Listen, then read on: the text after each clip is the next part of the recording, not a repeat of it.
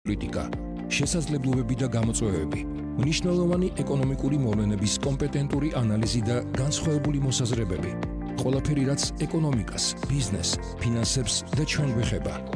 რა, როგორ და ვისთვის, ეკონომიკის მთავარ კითხვებზე პასუხი გადაცემაში ეკონომიქსი, ირმა ებრალიძესთან ერთად.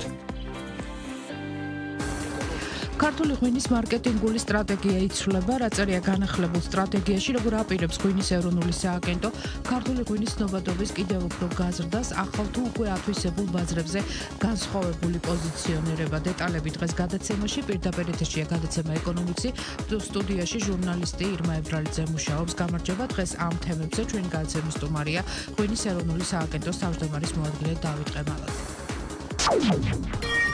ერთად შევაფასოთ ეკონომიკური მოვლენები. სტუმარი ეკონომიქსში. ბატონო დავით, გამარჯობა. გამარჯობა, მოგესალმებით. მადლობა მოწვევისთვის და მივესალმები. მადლობა, რომ გვითხოვთ დროს.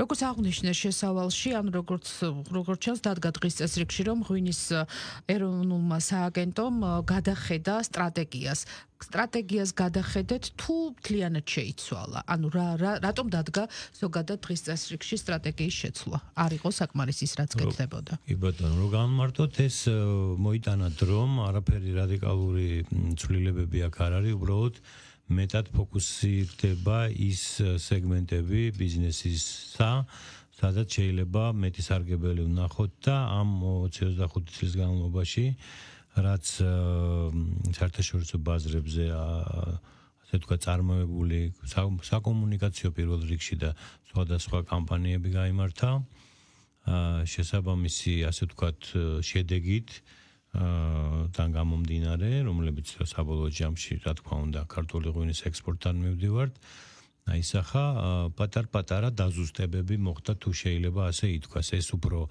სპეციფიური თემაა, ვიდრე თქვათ თქვენს ანონსში იყო ნათქვამი, მაგრამ ეს მოიცავს, რომ ცვლილება არის და კიდევ ერთხელ ვიმეორებ, ამერიდან უფრო ნათლად ჩანს, შეიძლება მეტად ვიმუშაო და მეტი ფული დაიხარჯოს, ეს არის ალბათ უფრო ასე ვთქვათ სავაჭრო ქსელები, ჰორეკა ბიზნესი და უშუალოდ გაყიდვებზე ორიენტირებული ასე ვთქვათ მიმართულება, ვიდრე ცნობადობა ზოგადად ქართული ღვინის და საქართველოში, თუმცა რიგ ბაზრებზე, ანუ იქ სადაც პრაქტიკულად პირველ ნაბიჯებს ვდგამთ და ესეთი ქვეყნებიც რა თქმა უნდა არსებობს დღეს, იქ ალბათ ისევ იმ ძველ პოლიტიკას გავაგრძელებთ. ანუ ეს სამოქმედო გეგმა ეფუძნება რაიმე კვლევებს თუ ეს არის გარკვეული გამოცდილების შემდეგ დაგროვილი? რა თქმა უნდა, პირველ რიგში არის გამოცდილება და ეს შეუიარაღებელი თვალითაც ჩანს, იმდენად ზედაპირზე არის, რომ რა შედეგი მოაქვს, მაგრამ რო გაგვემყარებინა შესაბამისი თქვათ არგუმენტები, ფაქტები, რა თქმა უნდა, რაღაც კვლევებიც ბუნებრივია, რიგი კვლევებიც არის ჩატარებული. ანუ შეგვიძლია ვთქვათ, რომ ყველა ქვეყანაში მიდგომა იქნება სხვადასხვანაირი? ანუ განსხვავებული, აი მაგალითად ავიღოთ ევროპის ქვეყნები, ამ შემთხვევაში რა სტრატეგიას სთავაზობთ? კი ბატონო, ერთ დავაზუსტეთ უბრალოდ და ვიტყვი, რომ ზოგადად ცნობადობის მხრივ ზოგადად თუ აი საშუალოდ ვიტყვით როგორი სიტუაცია გვაქვს ცნობადობით ქართული ღვინო მისი სამეცნიერო აღიარებით, ისტორიით, ასე შემდეგ ასე უკვე ცნობილია და ეხლა უკვე ჩავდივართ დეტალებზე, საუბარი თქვათ შეიძლება იყოს რა ჯიშებიდან მოწეული ღვინო გვაქვს, რანაირი სტილისტიკა იქნება ეს თანამედროვე თუ კლასიკური. ანუ ანაბანა არც ერთ ქვეყანაში არ არის საჭირო, შეიძლება ითქვას ღვინის ესეთ მარტივი. შეიძლება ითქვას, მაგრამ ეს არის ზოგადი, მაგრამ რჩება, რა თქმა უნდა, იგივე თქვათ აფრიკის კონტინენტზე მხოლოდ ცალკეული გადაზიდვებია და იქ პრაქტიკულად არ მუშაობთ.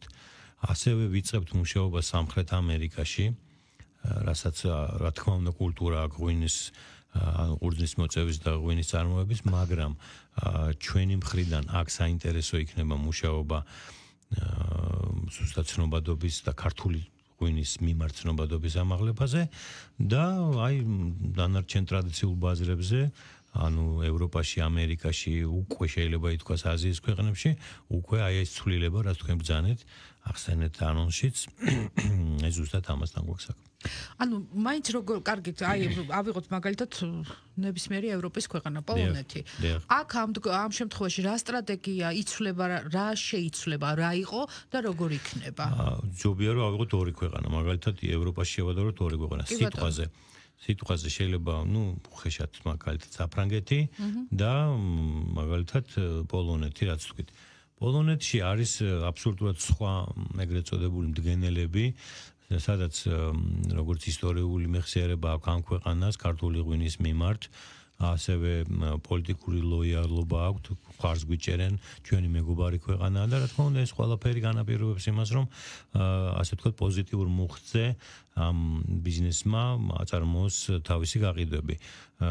ცოტა განსხვავებული და სპეციფიურია, მაგრამ ამ ბაზარზე ვართ საკმაოდ კარგად წარმოდგენილები, ასე ვთქვათ, საცალო და საბითუმო, ასე ვთქვათ, ქსელებში.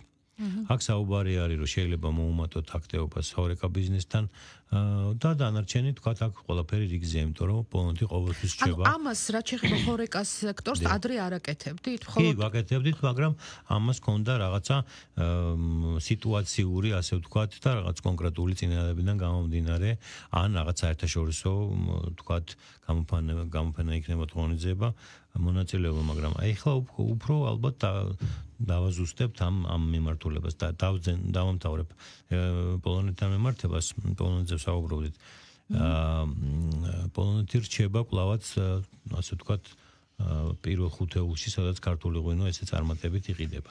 შეეხება საფრანგეთში მაგალითად სვანერი სიტუაცია, საფრანგეთი არის ღვინის, ასე ვთქვათ, რთულია კონკურენცია. იურიდიული მიმართულებითაც საკანონმდებლო ქვეყანა არის, ძალიან ბევრი რამ უნდა, ასე ვთქვათ, მაღალ დონეზე იყოს, რომ იქ შენ პრეზენტაცია გამართო, როგორც საერთაშორისო გამოფენებში, ასე პირად ურთიერთობას გულისხმობ ცალკეული მეღვინეების, მაგრამ ნელ-ნელა და წლების წინ ძალიან სკეპტიკურად უყურებდნენ აქ რეალიზებას ქართული ღვინისას, მაგრამ საკმაოდ კარგად თუ შეიძლება ესე ითქვას, ერთ-ერთი თუ ყველაზე ძლიერი ქვეყანა არ არის ღვინის წარმოებისთვის საფრანგეთი, მაგრამ ძალიან კარგად იყიდება ამ ბოლო დროს ქართული ღვინო, ძალიან საპასუხისგებლო სეგმენტში და ვცდილობთ, რომ აქ განვითარდეთ და ასევე გავაძლიეროთ ჩვენი. ანუ პრემიუმ კლასის ღვინოებზე ამ შემთხვევაში მოთხოვნა? რა თქმა უნდა. საფრანგეთის შემთხვევაში მეტწილად პრემიუმ ღვინოზეა საუბარი, მეტწილად. და ხარისხი აკვაყოფილებს სტანდარტებს? რა თქმა უნდა, ხარი პრემიუმ სადაც ვახსენებთ, იქ არ არსებობს არანაირი კითხვის ნიშანი. მაგალითად, შეიძლება არ არსებობს უხარისხო ღვინო, რომ განმარტოთ. უხარისხო ღვინოს მანკიერი, თქვათ, პრაქტიკა წარსულს ჩაბარდა, მადლობა ღმერთს. მაგრამ აქ საუბარი არის სულთა კომერციული თვალსაზრისით დაბალფასიანი ღვინო და მაღალფასიანი ღვინო. შესაბამისად, პრემიუმს როცა ვახსენებთ, ზუსტად ჩვენი სურვილიც ეს არის და ალბათ ჯიშების მიხედვით ყურძნის ჯიშსაც აქ ხარისხზე ძალიან დიდი აქცენტი გაკეთებული, ადრე თქვენ დამზადების ტექნოლოგიაზე. რა თქმა უნდა, კვალიფიკაციაზე, მეღვინეზე, მოწეულ, თქვათ, მოსავალზე, ნიადაგზე, სადაც ყურძენი იზრდება და ასე შემდეგ. ძალიან ბევრი კომპონენტი ასე რომ აქ მას კომპლექსური ცოდნა ჭირდება და ის რაც საბჭოთა კავშირის დროს ერთ-ერთი დიდი ქვეყანა ვიყავით, მოგეხსენებათ და გეგმაზე იყო ორიენტირებული ყველაფერი ღვინის წარმოება, საბჭოთა კავშირშიც კი იყო მეღვინეობა და მევენახეობა პრაქტიკულად გაყოფილი დარგები, არადა ეს არის ორგანულად შერწყმული ერთი მიმართულების საქმიანობა, მაგრამ ესეთი უღმართობებიც ბევრი ხდებოდა. დღეს ეს ხო გამოსწორებულია ეს სურათი და რა თქმა უნდა, კვალიფიკაცია რო ვახსენე, ეს ნიშნავს ზუსტად ამას, რომ ფეხდაფეხ ამ თანამედროვე თქვა ტექნოლოგიების განვითარებისა, მიღწევებისა, იმიგნებებისა, რაც დარგში არსებობს, ამას საქართველოს მეღვინეობა და საქართველოს მევენახეობა, რა თქმა უნდა, იზიარებს უკვე. და სტრატეგიული ქვეყნები რო ჩამოთვალოთ, ანუ მინიმუმ 5 მაინც, სადაც აი უკვე გააქვთ გაწერილი გეგმა და განსაკუთრებულად მოგიწევთ მუშაობა. პრაქტიკულად გეგმა ყველა ქვეყანაზე გვაქვს გაწერილი, მაგრამ სტრატეგიული ქვეყნები რჩება, რა თქმა უნდა, ამერიკის შეერთებული შტატები, დიდი ბრიტანეთი, ბალტიისპირა ქვეყნები, აზიის მხარეს ეს არის ჩინეთი, ეს არის იაპონია და კორეა, საკვირველია და რა თქმა უნდა, დასავლეთ ევროპის ქვეყნებიც რჩება. ტოპ ასე ვთქვათ ქვეყნები ესენია. და რაც თავარია, გასაგებია რომ სახელმწიფო მუშაობს ამ საკითხზე რომ მოხდეს ქართული ღვინის ცნობადობის ამაღლება, ბიზნესის ჩართულობა როგორია? ანუ რამდენად დავშვათ მოდიან ისინი ამ ყველაფერზე, იზიარებენ იმ თქვენს მითითებებს თუ რეკომენდაციებს, რაც ქვია. ანუ რაში გამოიხატება ბიზნესის ჩართულობა და რამდენად მნიშვნელოვანია რომ სწორად მოხდეს დავშვათ გადანაწილება და პოზიციონირება სხვადასხვა ბაზრებზე? გარკვეული სპეციფიკები არსებობს ბუნებრივია მათთვისაც, ჩვენ მუშაობთ მთლიანი დარგისთვის, ჩვენ ვერ გამოვყოთ ვერც ერთ კომპანიას, ვერც მსხვილს, ვერც მცირე მარნებს ბუნებრივია. ჩვენი ასე ვთქვათ ისი კეთეები, რასაც სახელმწიფო დარგში ახორციელებს, იქნება ეს მარკეტინგული აქტივობების დაფინანსება, იქნება ეს ხელშეწყობა სხვადასხვა პროექტში, გახსოვთ წლების წინ იყო მატერიალურ-ტექნიკური ბაზის გადაიარაღება და ასე შემდეგ. ბუნებრივია ამას როგორც მსხვილი კომპანიები, ისე თქვათ პატარა მეწარმეებიც აქტიურად, პროპორციების გათვალისწინებით ღებულობენ. ბიზნესის ჩართულობა რაც პირიქით რომ არ ჩაერთოს ბიზნესი წარმოუდგენელია. ჩვენ ერთად მოქმედებთ, გამოფენებზეც ერთად ვართ, კომუნიკაციასაც ვათანხმებთ ხშირ შემთხვევაში ერთმანეთთან, სად როგორ ჯობია მათაც აზრსაც ვითვალისწინებთ ბუნებრივია და დარგს კიდევ რჩება დამოუკიდებელი უამრავი სივრცე, სადაც მარტო შეუძლია განახორციელოს იმას, რასაც თვითონ თulis თქვათ, რომ აქ საჭიროა მისი აქტიურობა, უკვე ალბათ იმ ბაზრებზე, სადაც რეალიზაცია მიდის და ხელში შეუწყონ და იქ მეტი თავისუფლება აქვს, მაგრამ ჩვენთან ერთად, რა თქმა უნდა, ბუნებრივია ერთად მუშაობთ და მათი ჩართულობაც თუ შეიძლება არ ვიცი ხა პროცენტულად და პროპორციულად როგორ არის, მაგრამ ერთად მივდივართ. გამოფენები, რაც შეეხება გამოფენებს, საერთაშორისო გამოფენებს, ეს არის ერთ-ერთი, ასე ვთქვათ, კარგი ბერკეტი იმისათვის, რომ გაიზარდოს ქართული ღვინის პოპულარიზაცია. გამოფენები, თუ არ ვცდები, იანვარი აქტიურად დაიწყო ღვინის ეროვნული სააგენტოსთვის. რო გითხრათ, რა გაქვთ დაგეგმილი წელს და როგორ მუშაობს ზოგადად ეს, ანუ ეს არის გამოფენა გამოფენისთვის თუ კონკრეტული კონტრაქტებით ბრუნდებით უკან? გულისხმობ კომერციულ სექტორს. კითხვისთვის ჩვენ რა თქმა უნდა ამ 20-25 წლის განმავლობაში რომელიც წეგან ვახსენე ძალიან მნიშვნელოვანი პერიოდია ეს რო გარკვეული ასე ვთქვათ დაკვირვებები აწარმოო ზუსტად გამოფენისთვის ესეთი რაღაცა არ არსებობს არც დროს ხარჯავთ ამაზე და არც სახსრებს ბუნებრივია აღარ უკვე წლებია ეს არის საერთაშორისო დიდი გამოფენები სადაც უკვე ქართულ ღვინოს ელოდებიან ელიან პრეზენტაციებს ელიან თუ კი რამე ახალი იქნება თუნდაც ეტიკეტი თუნდაც რაღაც ახალი ხაზი და ყოველთვის დარგი ამას აქტიურად თავაზობს და ეს სიახლეები ძალიან კარგად არის მიღებული ეხლა ჩამოვედით საფრანგეთიდან სადაც ორი მნიშვნელოვანი საერთაშორისო გამოფენა იყო თვისობრივად განსხვავებული ერთი არის Raw Wine ეგრეთ წოდებული რომელიც ცნობილი ღვინის მაგისტრის იზაბელ ლეჟერონის პატრონაჟით იმართება სხვადასხვა ქვეყანაში, სადაც არიან ნატურალისტური მიმართულების მეღვინეები და იცით თქვენ როგორი ასე თქვა ტრენდული, როგორი მოდურია თანამედროვე სამყაროში დღეს ასეთი ღვინო და მეორე ProWine Vinexpo უკაცრავად Vinexpo პარიზი, რომელიც პრაქტიკულად გერმანიის გამოფენის მერე ალბათ ყველაზე დიდი გამოფენა მსოფლიოში სადაც ვიყავით წარმოდგენილი ჩავატარეთ რამოდენიმე საინტერესო შეხვედრა თვითონ გამოფენის პარკლებში და რა თქმა უნდა აქ იმიტომ რომ მარტო გამოფენა და ღვინის ასე თქვა დახზე დადება და გემოვნება არ არის აქ არის უამრავ კომიუნიკეში იწერება პატარ-პატარა რეცენზიები, არის ინტერვიუები, მოდის მედია თავისუფლად, დარგი უკვე თავისუფლად ესაუბრება, იქნება ეს ბიზნესი თუ თქვა რაღაცა ლირიული, ისტორიული რაღაც თემები და აი ეს რაღაცა ამ საერთაშორისო ღვინის ოჯახში უკვე ჩვენ ამ ხრივათაც უკვე წლებია დამკვიდრებული ვართ კარგად და როგორც წეგან ვახსენე უკვე ელიან საქართველოს, სადმე არ ჩასვლან, სადმე რაღაცა ეჭვის გამოთვალა ვერ ვაცრებ რაღაცა ყოველთვის არის ხოლმე რომ რაღაც გულიწყვეტა რაღაცა დაახლოებით რამდენი კომპანია იღებს საქართველოსთან მონაწილეობას საშუალოდ ასეთ გამოფენებში? როგორც 15-20 კომპანია იღებს ესეთ გამოფენებში მონაწილეობას პლუს ამას არის ხოლმე ადგილზე თქვათ ქართველი მეღვინეებს მოგეხსენებათ დაქირავებული ვიყავთ სხვადასხვა კომპანიები იქნებს ლოჯისტიკური თუ სხვადასხვა და ისინი ცალკე წარადგენენ ხოლმე ქართულ ღვინოს, ანუ ესეც მიღებული პრაქტიკაა და ესეც ჩვეულებრივი მომენტია ეს დიდ გამოფენებს. სტრატეგიული ბაზრებია ვახსენეთ და ახალი ბაზრებია საინტერესო, იმიტომ რომ ეს ბაზრები რაც თქვენ ჩამოთვალეთ, აქ არის საქართველოს წარმოდგენილი იყო ყოველ შემთხვევაში და ექსპორტსაც არც ისე ცუდი მაჩვენებლებია. ახალი ბაზრები. რომელი იქნება 2025 წელს, სადაც აპირებთ აბსოლუტურად ახალს გულისხმობ? თუნდაც აბსოლუტურად ახალი. პრინციპში ესეთი იქნება, რომელიც ამ წუთისთვის დაგეგმილი არის ბრაზილია, მიუხედავად იმისა, რომ შარშან ქონდა ძალიან ისეთი სატესტო, ასე ვთქვათ, მოსინჯვითი ხასიათის ღონისძიება, მაგრამ წელს უკვე ჩვენ საელჩოსთან ერთად ვაპირებთ აქტიურად ჩავერთოთ.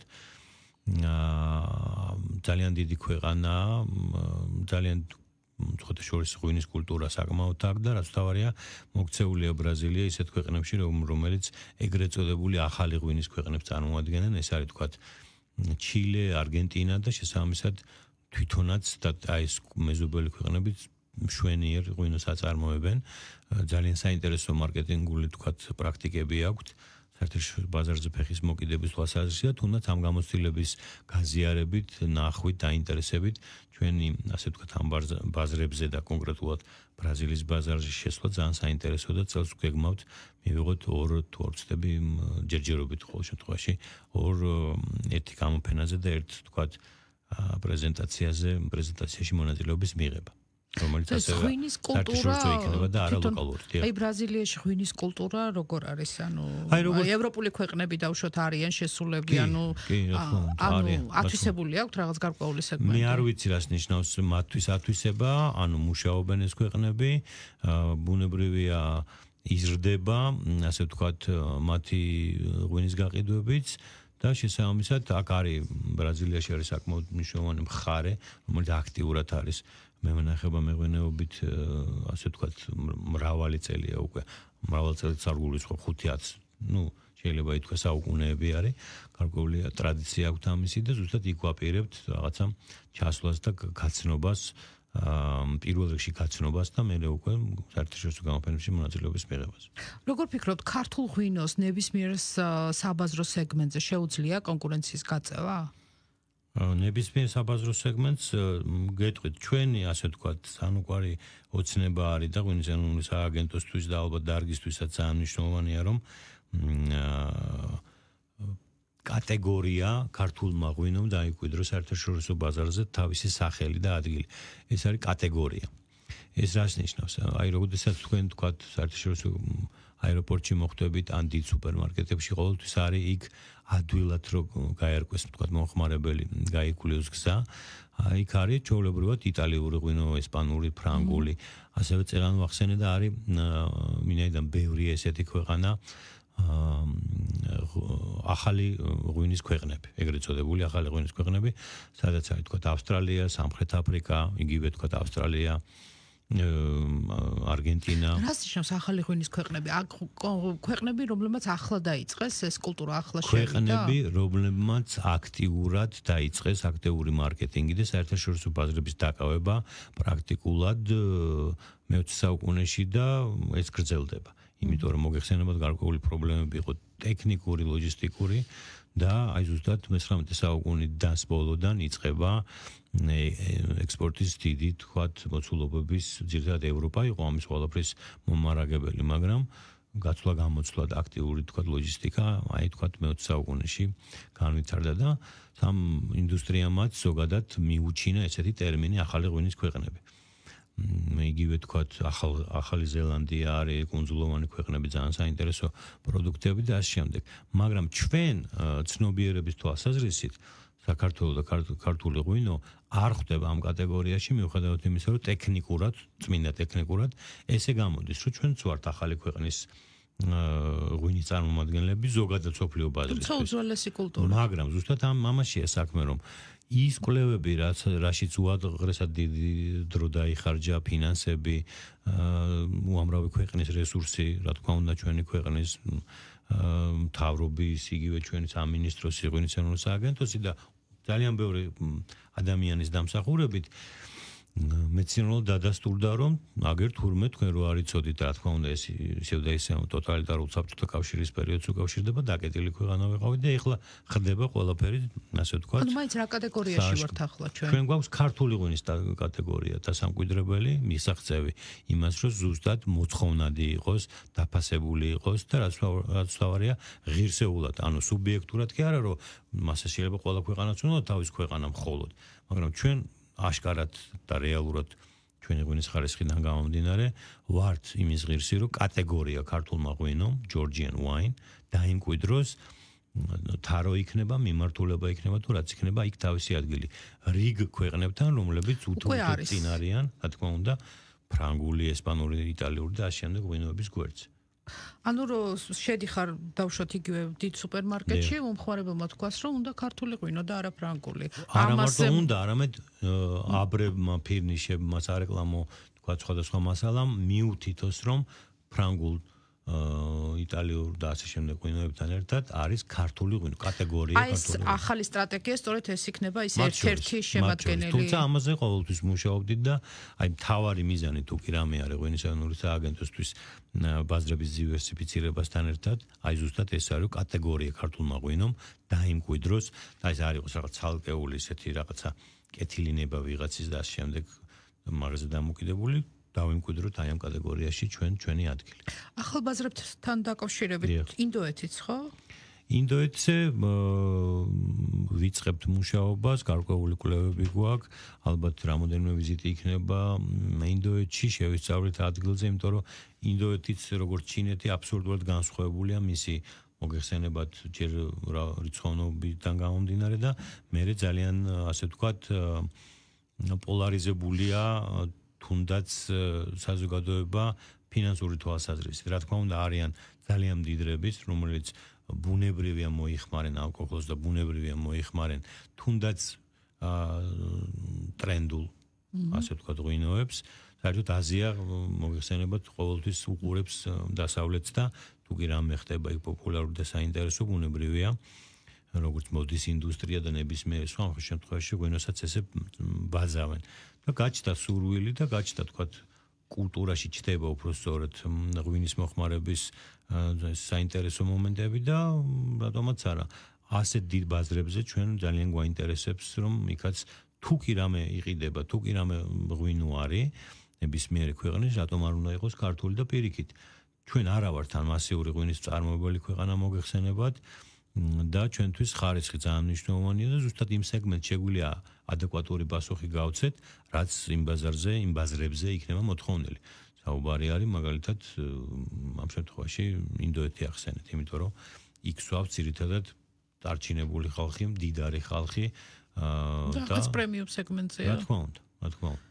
მე მახსოვს, როდესაც ჩინეთზე დაიწყო თავიდან საუბარი ქართული ღვინის პოპულარიზაციასთან დაკავშირებით, მაშინ ისმოდა, რომ აუ ჩინეთი არა და არ გამოვა და არაფერი. ეხლა რა ხდება ანუ ჩინეთში, როგორია საქართველოს? სკეპტიკოსები ძალიან ბევრი არიან, რა თქმა უნდა, ეს საუბრები მეც და კამათი უამრავი ქონია, მაგრამ ყველგან შეიძლება მუშაობა თუ კი შენ ეს ეროვნული საქმეა პირდაპირ გეტყვით თავს არ ვიქებთ არანაირად, მაგრამ ეს არის ერწმინა ეროვნული საქმე, იმიტომ რომ ერთის მხრივ საქართველოს ცნობადობა ქვეყნის იზრდება. რეკლამა არის თავისთავად.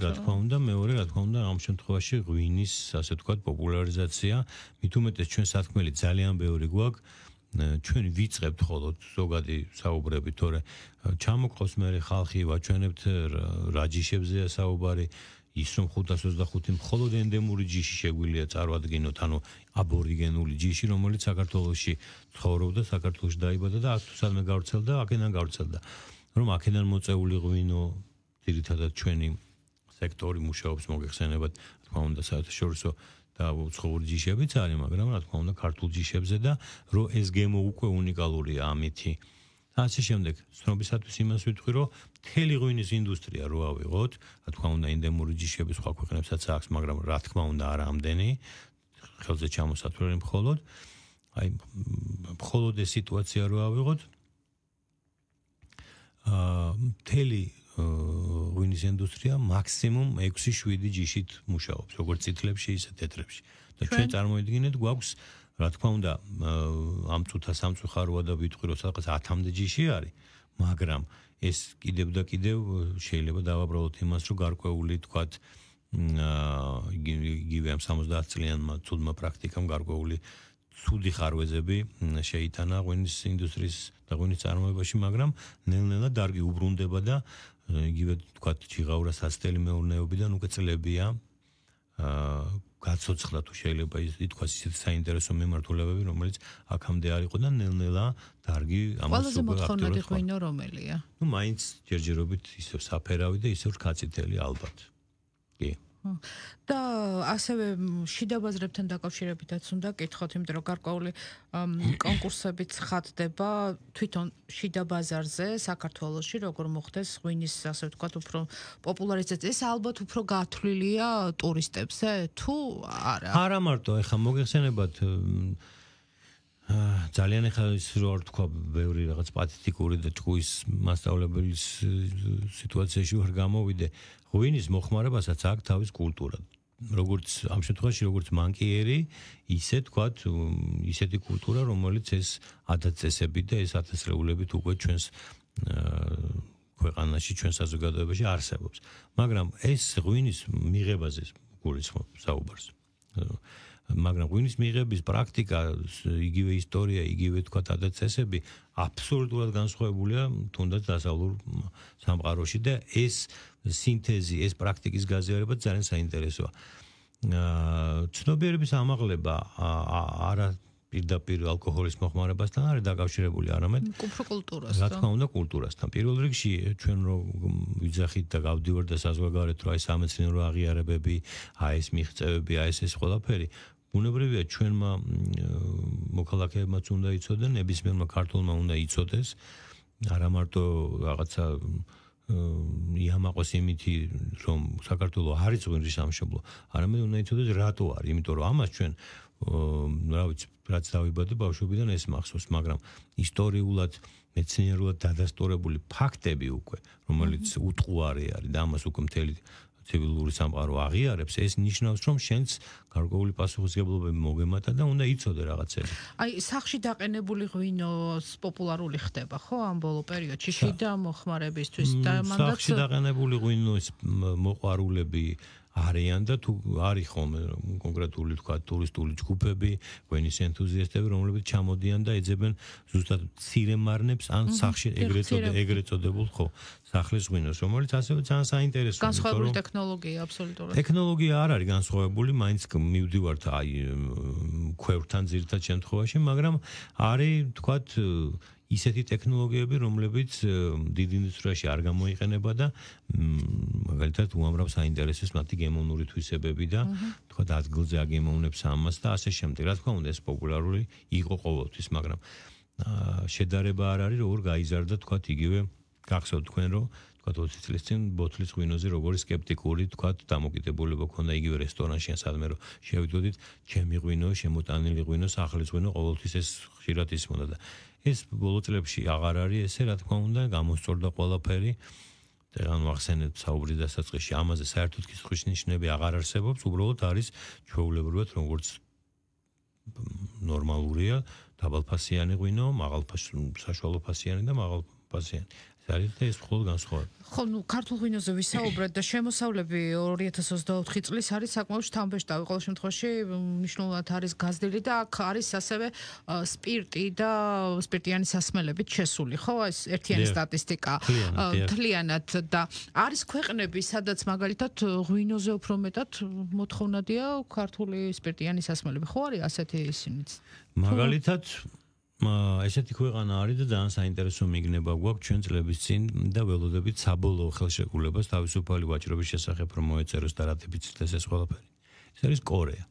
კორეის სახელმწიფო უფრო მოთხოვნადია ვიდრე ჭაჭაზე, ნუ პირდაპირ თქვა და ეს არა ჟარგონზე, არამედ ესეთი შინაურულად, უბრალოდ გიждდებიან. აი გემოვნური თვისებები ისე მოწონთ. დაპატენტებულია ხო ეს ქართული ჭაჭა თუ? რა თქმა უნდა.